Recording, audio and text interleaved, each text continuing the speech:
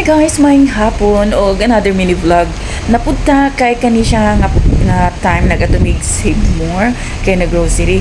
Pagka man mo gadtong Save More kay nagplano mi nga maatumi sa place kung asa mi nagatambay ang Eatsider.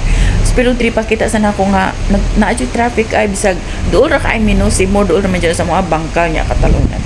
Pero traffic jud siya. So kani nga time na nami diri sa Eatsider diri sa among tambayan. So nay siya nga area kay along the highway siya.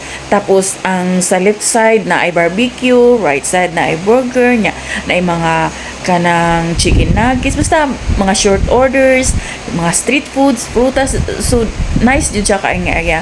Ganahan mi diri maglingkod-lingkod kay presko ang hangin, na ay beer, makasigay akong bana. Ug lami siya, dili siya crowded, peaceful, ana good. So nami diri naglingkod-lingkod tambay mo ni amo ang pambansang tambayan. O nara kung bana.